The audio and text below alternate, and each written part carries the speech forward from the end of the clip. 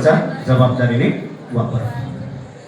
तर बघा विद्यार्थी मित्रांनो, आता माणूस असा एक प्राणी आहे जो बोलू शकतो, चालू शकतो आणि सर्वात महत्वाची गोष्ट म्हणजे त्याच्या बुद्धीने तो तर्क लावतो. कोणती गोष्ट बरोबर, कोणती गोष्ट चुकीची. आपल्याला तुम्ही सांगा बरं, आता मला कोण सांगतं मला की आपल्याला आपली माहिती समोरच्या पर्यंत आपण कशा पद्धतीने. आता यांनी सांगितलं गुगल आहे, मॅडमने सांगितलं की माझे विद्यार्थी म्हणू का आता मी, काहीने सांगितलं की आपल्याला माहिती व्हॉट्सअपद्वारे इंटरनेटद्वारे मिळते. मिळायची त्यांना, आपल्याला चटकन माहिती मिळते. मग त्यांना कसं काय माहिती मिळायची वरती? त्यावेळेस निरोप देण्यासाठी एखाद्या व्यक्तीची निवड केली जायची आणि त्याला पाठवलं जायचं.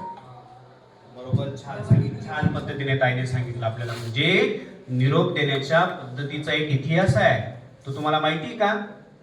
नाही.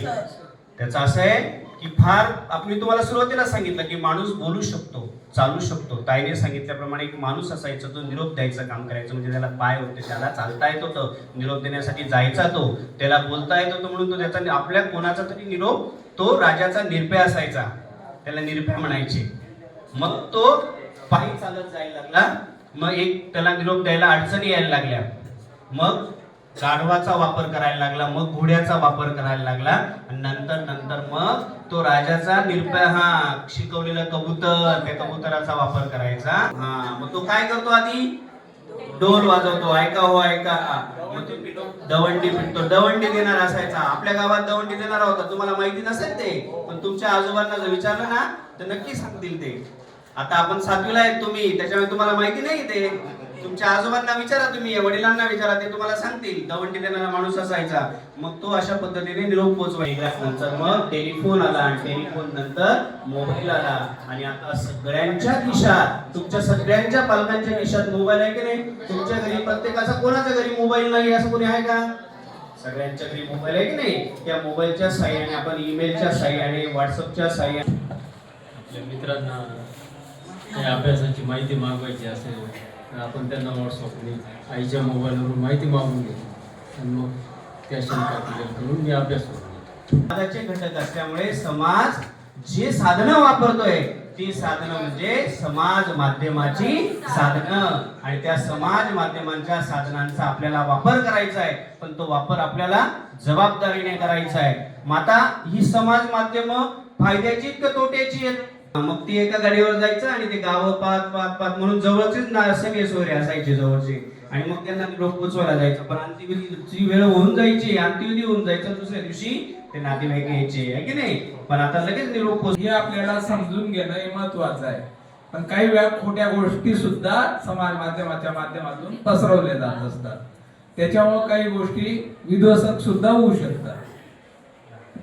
माध्यमांचा सकारात्मक आणि जबाबदारी जर वापर केला विद्यार्थ्यांसाठी, समाजासाठी, त्याच्यातून शिकण्यासारखं खूप आहे. पण एखाद्या वेळेस आपली जबाबदारी किंवा असमजदारपणा ह्यामध्ये जर दुर्लक्ष करून जर समाज माध्यमाचा जर वापर केला तर त्याच्यापासून आपल्याला हानी सुद्धा पोहोचते.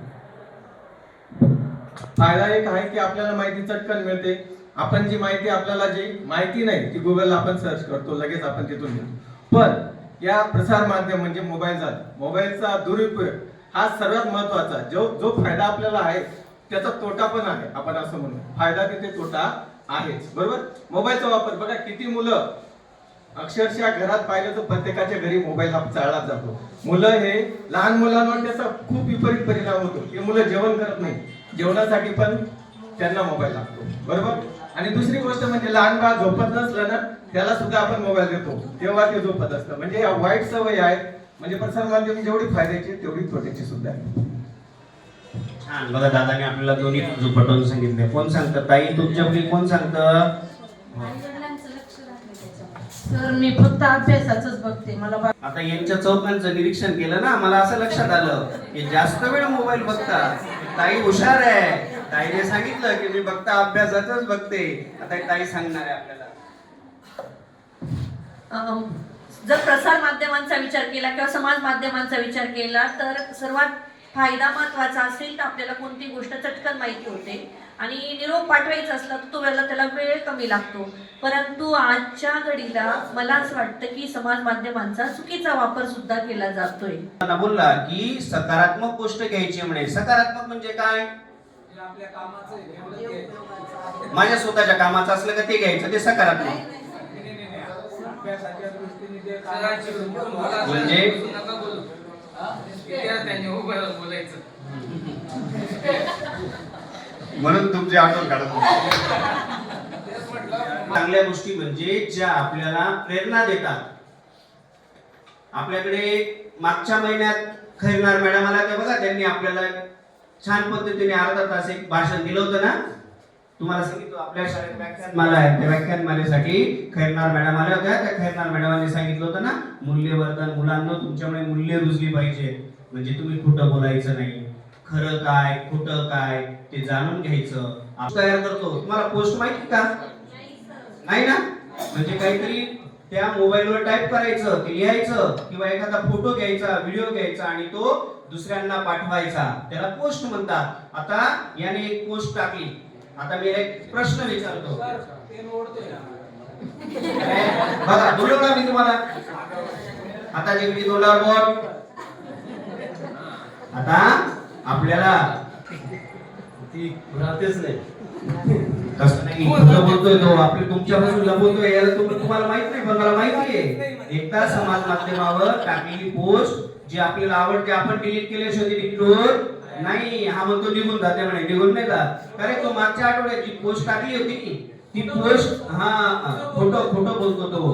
कसं वाटेल? चुकीचे असेल तर कसं वाटेल ते सांग मला. बरोबर असेल तर मला छान वाटेल आणि चुकीचे असेल मग मला खाली मागायला. आता तू मला तर आता म्हटलं होतं ना, जे चांगलं असेल ते घ्यायचं आणि जे खराब असेल ते घ्यायचं नाही. आता तू म्हणतो खराब असेल म्हणे. कसं काय टाकली मग तू पोस्ट? म्हणजे हा समाज माध्यमांचा जबाबदारीने वापर करतो का? हा नाही सर. सर तो राजू उशिरा येतोय, तो बाहेरून डुकून बघतोय, त्याला पण बोलवा ना. चालेल राजू, वर्गात बस. म्हणजे बघा, माझ्या ह्या विद्यार्थ्यांना कळलं, या विद्यार्थ्यांना पण कळलं की समाज प्रतिमा असतात. मुलांना आपण समाज माध्यमात जे टाकतो, जे पसरवतो, जे समोरच्याला पाठवतो, ते समाजाची प्रतिमा असते. आणि ती प्रतिमा आता याने सांगितलं की ती पोस्ट म्हणजे काही न केलेलं बरं, पण चांगलं केलेलं कधी चांगलंच. आणि असं चुकीची पोस्ट टाकतो म्हणून आता पुढे जरा नाही सर, मम्मीने दुकानावर पाठवलं. बघा. मोबाईलचं आणखी एक गोष्ट आहे. आता आपण एक गोष्ट पाहिली का?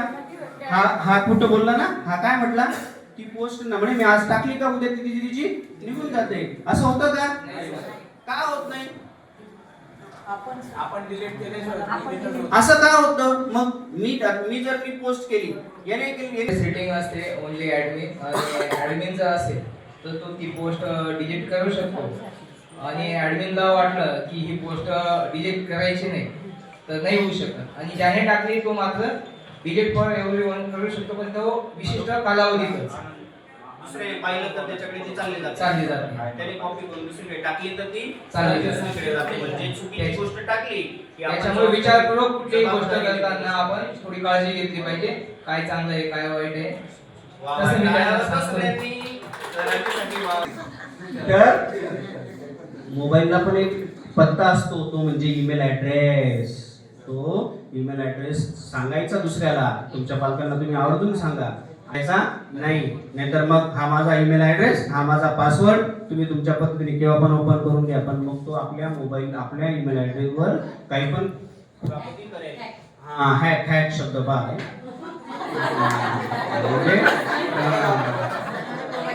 मोबाईल, आपला मोबाईल ते परस्पर हाताळू शकतात आणि त्याच्यावर काही पण समाज विघातक कृत्य करतील. आणि आपल्याला सायबर क्राईम म्हणजे सायबर गुन्हा आहे आता.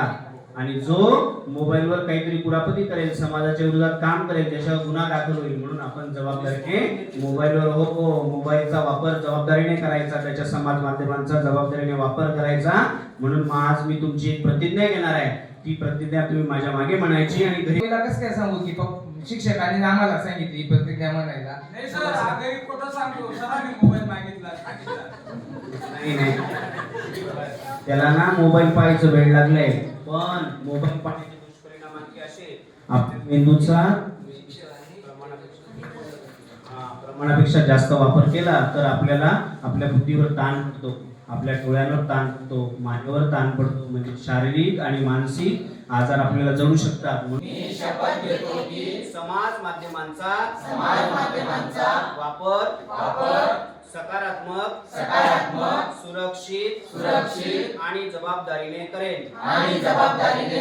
मी कोणतीही माहिती न तपासता पुढे पाठवणार नाही आणि ऑनलाईन जगतात इतरांचा आदर करेन. धन्यवाद.